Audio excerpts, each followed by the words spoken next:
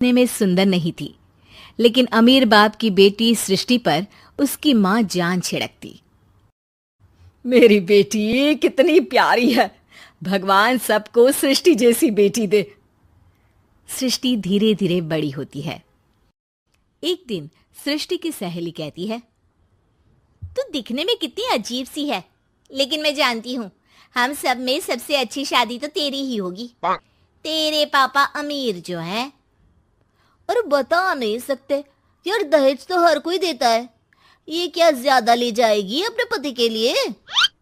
अरे बड़े शहर में कोठी है इसके पापा की। अरे पापा की है ना, कौन सी इसकी है? इसकी होती तब तो कोई भी लड़का इससे शादी कर लेता। अरे पापा की मतलब पापा की है तो मेरी ही है ना? किसने कहा? अब तेरी तो तब होगी ना जब तेरा भाई ना हो। वैसे भी शादी के बाद सारी प्रॉपर्टी भाई के नाम होती है। सृष्टि समझ जाती है कि उसे किसी भी हालत में माँ बाप की सारी प्रॉपर्टी को अपने नाम करना है, लेकिन कैसे? एक दिन सृष्टि का भाई शीनू कहता है, बहन क्या कर रही है? तुझसे एक बात करनी है।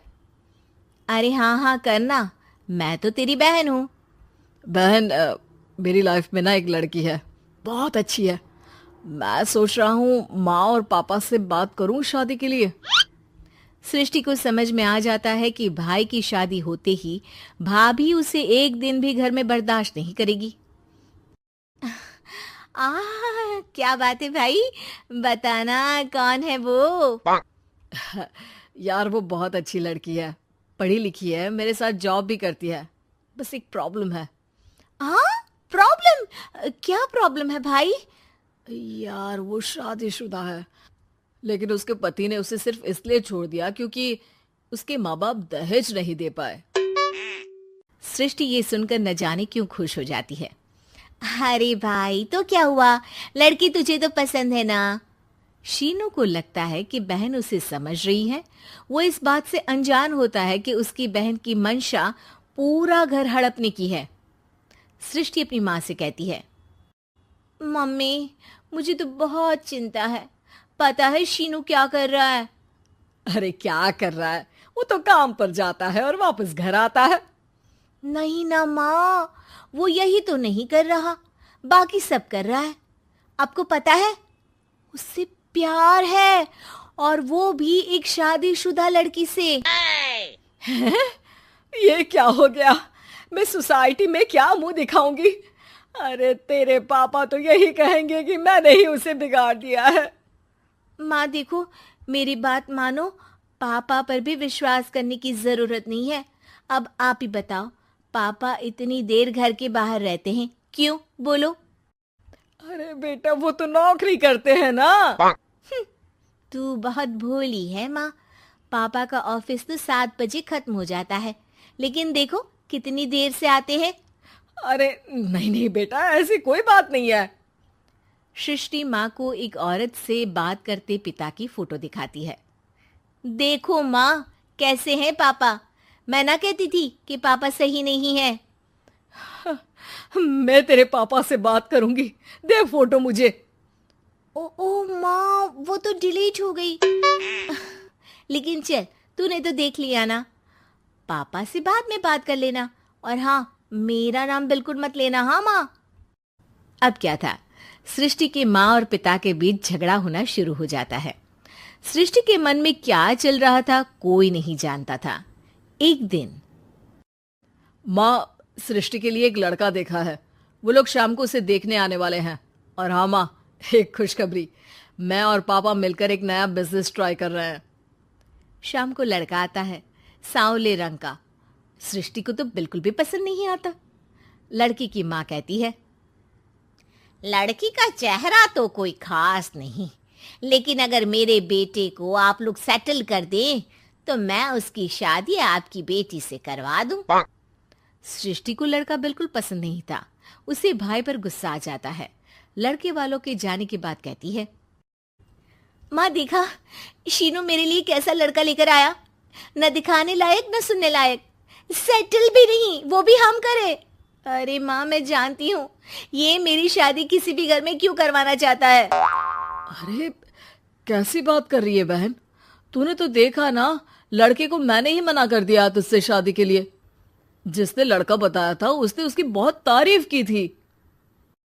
बात आई गई हो जाती है, लेकिन सृष्टि का मन शांत नहीं होता। क्या करूँ, कुछ समझ में नहीं आ रहा। मेरी शादी हो गई तो ये लोग पूरी प्रॉपर्टी शीनू के नाम कर देंगे, मेरे हाथ तो कुछ लगेगा ही नहीं। तभी सृष्टि को आइडिया आता है। वो किसी वकील को फोन करती है।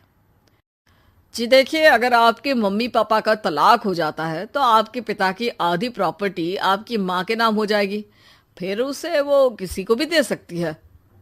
सृष्टि अब माँ को बेटे के खिलाफ भरती है। माँ, शीनू पर नजर रखा करो, वो जिस लड़की के प्यार में है ना, वो शादीशुदा है।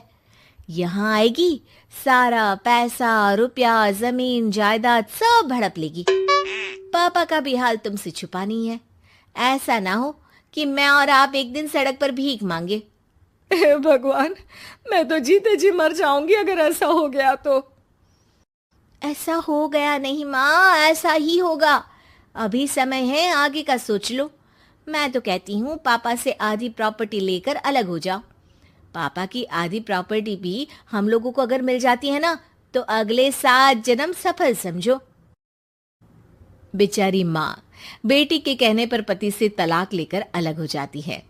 सृष्टि अब पैसों से गाड़ी और अपने दूसरे महंगे शौक पूरे करने लगी। उसके दोस्त भी उसके पैसे इस्तेमाल करते।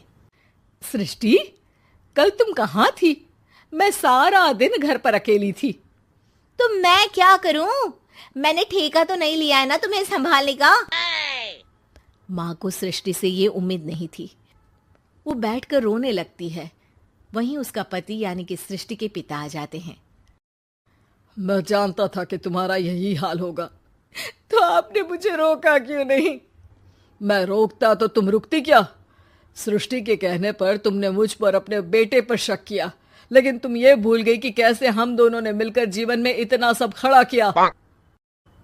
माँ पति के गले लग जाती है। मुझे माफ कर दीजिए, मैंने आपकी कमाई का एक बड़ा हिस्सा गवा दिया। कोई बात नहीं, तुम साथ हो तो मैं ऐसी 7 प्रॉपर्टी खड़ी कर दूंगा। तभी वहां सृष्टि आ जाती है रोते हुए। माँ, मयंक ने मुझे छोड़ दिया। वो बोल रहा था जब तक मेरे पास पैसे थे तब तक ही वो मेरे साथ था। पापा, माँ, मुझे माफ कर दीजिए।